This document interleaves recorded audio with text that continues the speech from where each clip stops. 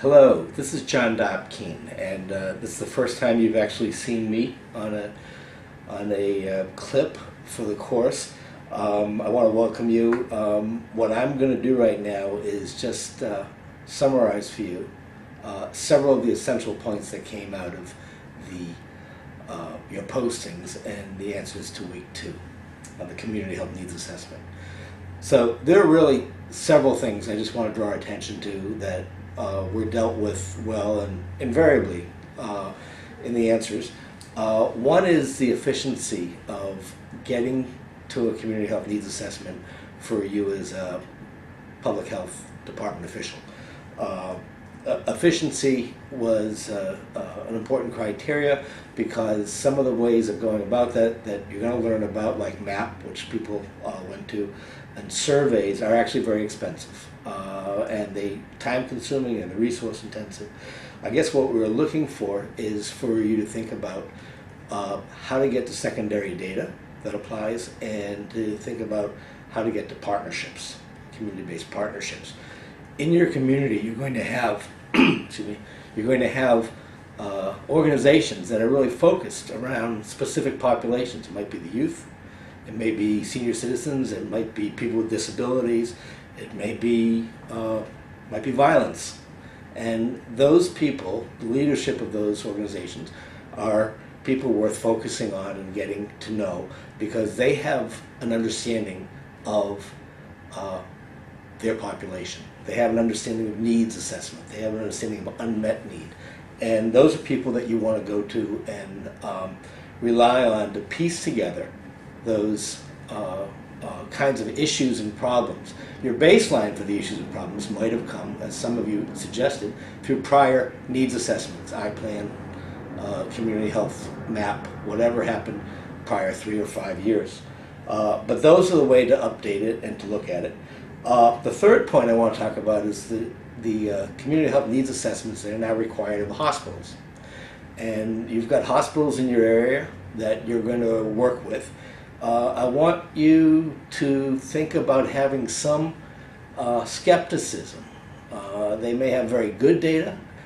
They may not have community-based needs and vulnerable population needs in mind as they think about where they're going to set their priorities. So they do assessments. They have to keep their tax status now. It was a great feature in ACA, but you want to make sure that they're in line with the motivation.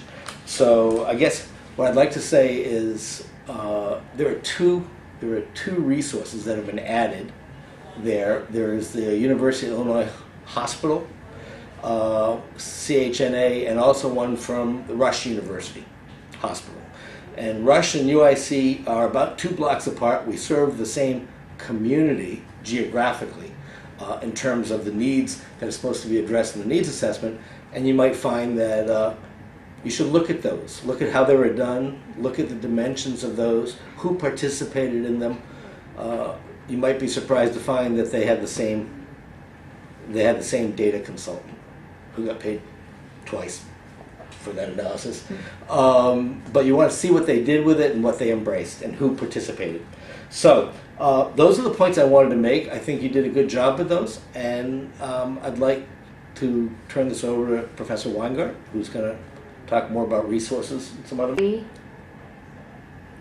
You'll find in this course that we build, that even though each week is advertised as a separate week, we do expect that you'll carry the knowledge and the resources and the preoccupations that we have throughout the course. This is one of those weeks, week 2, where you're setting a foundation for how you will analyze the kinds of efforts that you will be involved in this case in assessing the community.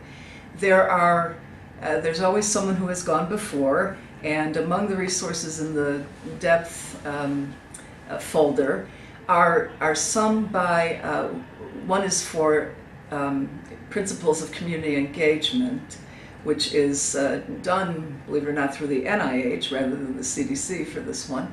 But its chapter 4 is exquisitely detailed on some of the considerations that you have to go through methodically to make sure that you are expending just the right amount of effort for just the right amount of benefit as you undertake assessments. It will come as a surprise to no one that in public health we get very few opportunities anymore to be paid explicitly for planning.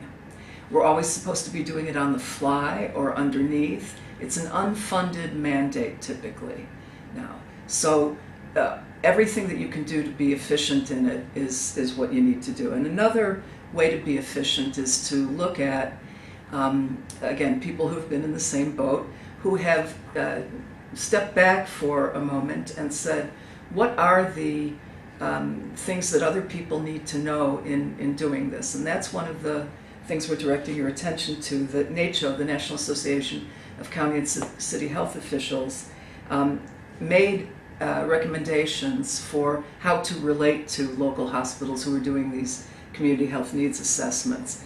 And again, knowing, not having to reinvent wheels, etc., is part of that efficiency. There are other themes. You'll see these themes run through.